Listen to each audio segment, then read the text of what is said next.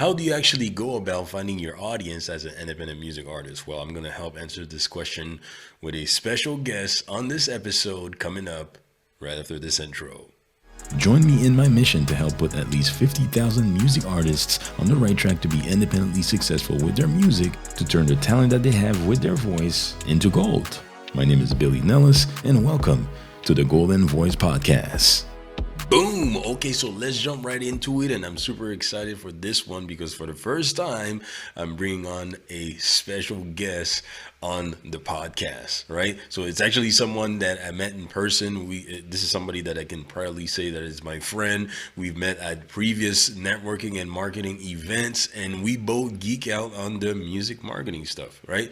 And what's cool is that he's the former manager of Taylor Swift, and for this one, I'm going to have to put on my golden headphones to listen to the golden gems that he's about to drop on here on this episode. So let me bring on to the Golden Voice Podcast as the first special guest, my guy, Rick Barker. How you doing, brother?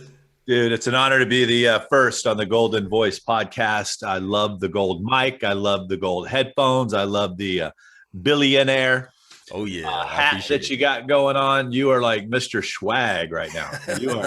You just need some solid endorsements right now. It's like Beats by Billy with, the big gold thing going on. Exactly. I appreciate you, man. I appreciate your time, man. Just for those that are listening to this right now, just wanted you to go over your story real quickly. Let's just do this. Google's a very powerful tool. If you want to know about me, go to Google. In a nutshell, radio was my jam. I've always wanted to be on the radio. Had zero talent to learn an instrument and learn to sing. That just wasn't what I did, but I love music. So I found my place. That was radio. While at radio, I built the first ever radio tour where artists actually got paid, which put me on the radar of Sony Music and Big Machine Records and CAA and William Morris Endeavors. It's amazing what happens when you can get work for their baby artist. They tend to love you. Scott Borchetta then offered me a job to go work at Big Machine Records.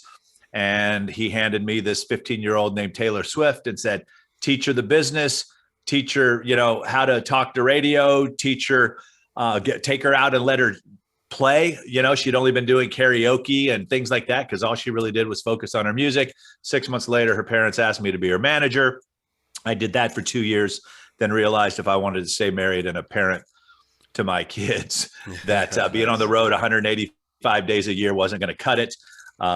Left her, started consulting major labels, American Idol, stayed very active in the industry, and then realized that I was more passionate about the business. And that's when I shifted into the business side of things, teaching independent artists, basically how to build, nurture, and monetize a fan base, how to go out and find those fans. Same thing we did with Taylor.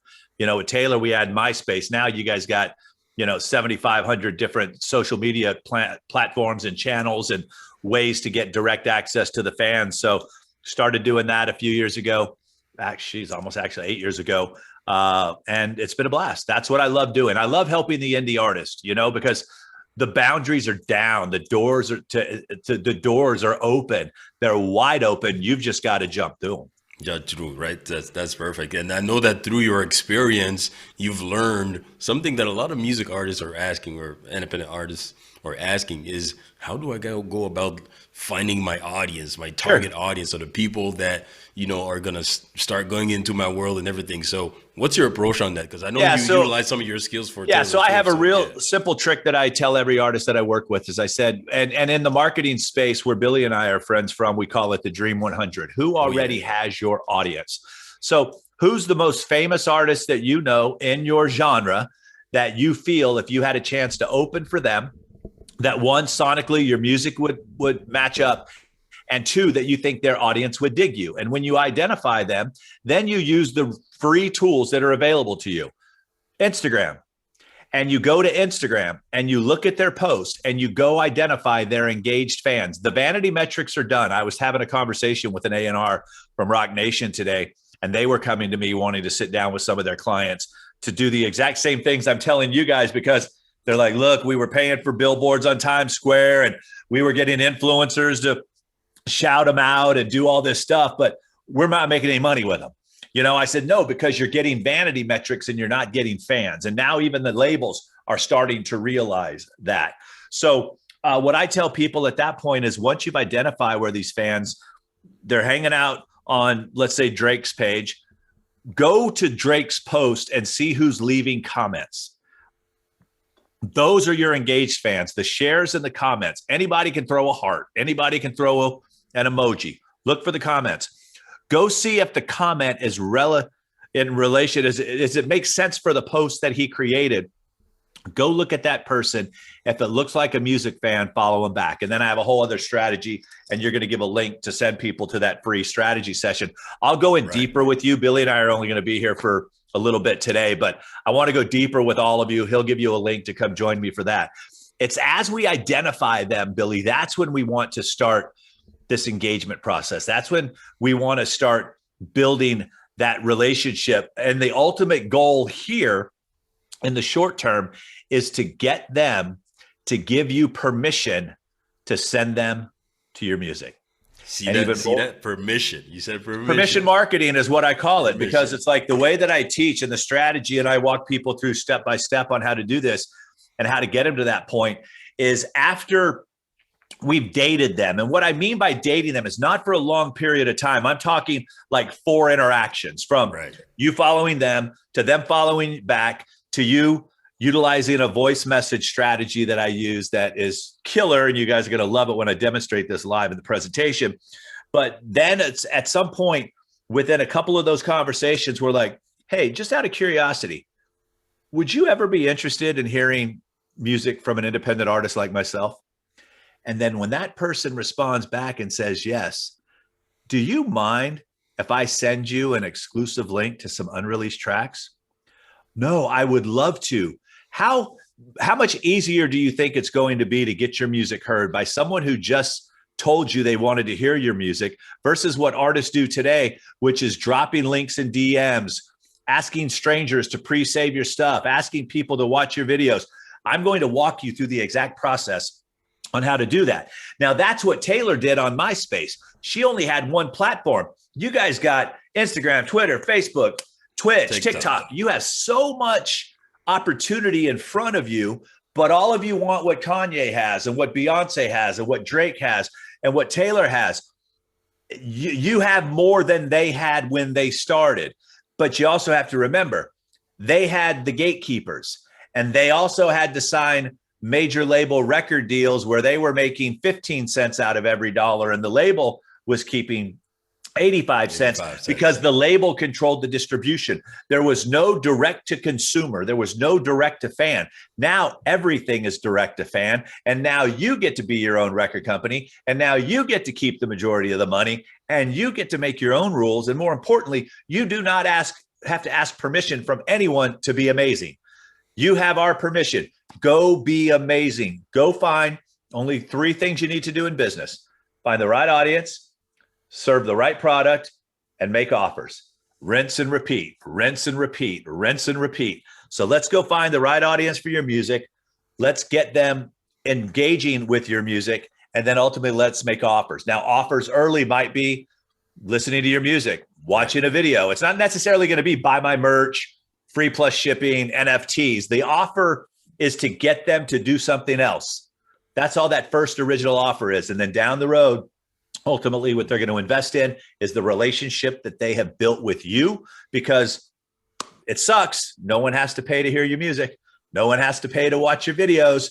Ultimately, what they're going to invest in is the relationship that they have with you. And by identifying who they are, knowing that not everyone's going to love your music, contrary to what your mama said, not everyone's going to love your music. Find the right music, get the right audience for that music, and go ahead and make them offers. I think it makes sense when you said, who would you open for if you were to make a concert? So it really starts with you. You have to be clear on who you want to serve. Absolutely. And then you have to go after them. Like artists think somehow that, where's my audience? And I just need to go find them. No, be clear on who you want to serve, and then be a part of the conversation. Absolutely. So use what you said right there. Yeah, well, you could also do it too. You could sit down and you could plan out your own festival in your mind. Exactly. And you're the headliner. Who are all the support acts that you want to bring the cool audience to see you?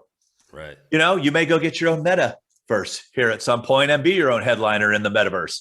Who knows? But you've just got to, once again, as much as you need to be unique and as much as you need to be different, we have to go find people and give them something that's familiar. Right. Because as much as people say they like things that are different, I've been on stage in front of thousands of people and I will say, who here thinks McDonald's has the best hamburger in the world? And not a single person will ever raise their hand. But what's the number one selling hamburger every year? McDonald's. Why? Because people like things they're familiar with, things that they're comfortable with, things that they know. So once we can get them to drop the barrier, then we can start introducing them to more of your stuff. So I know you're not going to say, well, there's nobody that sounds like me. Then you're screwed. It's going to be really hard for you to find an audience. I'm just being honest with you, without spending tens of thousands of dollars a month on Facebook and Instagram ads. There is somebody who's close. You need to find who's close. So get out of your own way and know that, yes, there is somebody that if you shouldn't be opening for anybody, then this is going to be a very tough business and road for you to haul.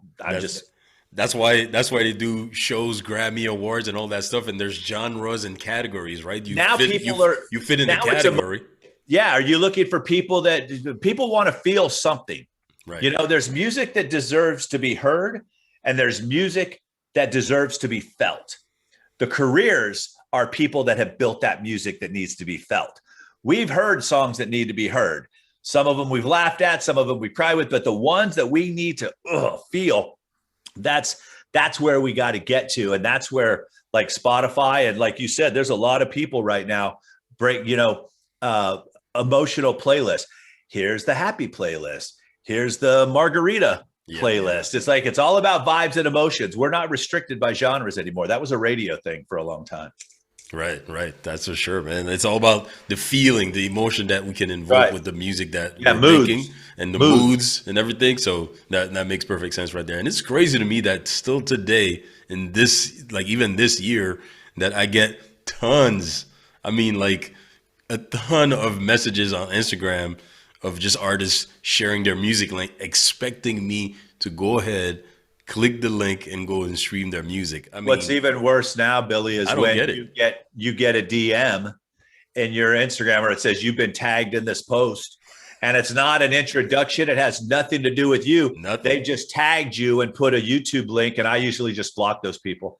Exactly. I really do, because they don't understand that in the link in my bio, I can show them how not to be a scammer, and they're not even taking the time to learn the materials that I teach for free. Why I don't need them in my world blocking up my DMs. I need the DMs for those people that are in my space that I can help. And that's the entrepreneurial minded artist, not the person who's trying to get famous. Exactly. It's so much more effective if somebody can come in and build a relationship with someone that can nurture versus just slapping links. There's a thing that I used to mention on some of my live stream where would you go to a bar and you would slap everybody with a USB key to tell them, listen to my music? I don't think we would do something like that. Social media is the same thing. We have to use social media as a social platform by being a part of the conversation and build relationships. Correct. And this is how we're building the solid foundation. Yep. Great. Now, I know that you have a workshop where you go a little bit deeper on that. Why don't you cover on that a little bit? And then, we'll share. Yeah. So what we're going to do is we're going to talk about how to find fans. We'll go deeper on that. I'll even give you a tool that I use and show you exactly how to use it. I'll turn on my Instagram. I'll plug in. You'll see my Instagram page. We'll go in and find those fans. I'm going to show you how to start the conversation where you don't sound spammy and it get all freaky. We're going to talk about what platforms you need to be on right now. There's a difference between being present and active. You really need to only be active on one. You get to choose it. I'll show you what I mean by that.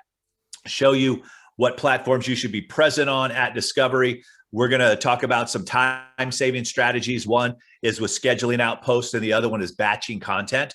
There's some really cool sites right now where I did one today, and I said, hey, it's like, can you commit to 2 hours a week for the marketing side of your business? And I said, and if you say no, get off this webinar right now because you're just a hobbyist and I can't help you. I said, but if you can, let me show you what to do in those 2 hours. And they were all, I can't. It's like artists right now are hungry for information that saves them time and also gets them one step closer to their goal. So we're going to talk a lot about that. And then we're going to talk about, as an entrepreneurial minded artist, what are some of the smart investments you should be making at this stage of your career? What are some of the things you need to avoid? Because in fan growth, you may like, oh, I'm going to hire a PR company. It's like, maybe not. Let me show you a more effective way to do that with a much smaller budget. So we're going to talk about some of the other smart investments that you should be making as an independent artist. And Billy's got the link for you. And I do it live, and then we also have it on demand because I know all of you are busy. So if you want to if you're a Netflix person or, Disney Plus, you just want to watch it when it's ready for you and not have to sit around and show up at a certain time, we'll give you that option as well. Awesome. So if you guys want to check out that fan growth workshop from Rick, you're simply going to go to thegoldenvoicepodcast.com/Rick. I'm going to make it very simple for you. Go and register for that and go in and get that knowledge. But what's really important is that you apply that knowledge. You know what I mean? A lot of people are going to say knowledge is power, but for me, applied knowledge is where it's at. And this is where you become an action taker for the information that you're gathering. So thank you so much for your time, Rick, man. Any last word you want to share before we wrap this one up? Nah, just hit me up on Instagram at Rick Barker Music and let me know you heard me on the Golden Voice podcast. And you also have a podcast that others can also tune in. Yeah, they can find that on the Instagram. It's the Music Industry Blueprint podcast. Yeah. So everything you need from me is on Instagram. That's where I am active. Perfect. Awesome. So thank you so much for your time. And thank you for being the first to break it when it comes to a feature appearance on the Golden Voice podcast. Thank you so much, Rick, man. You got it, brother. My pleasure.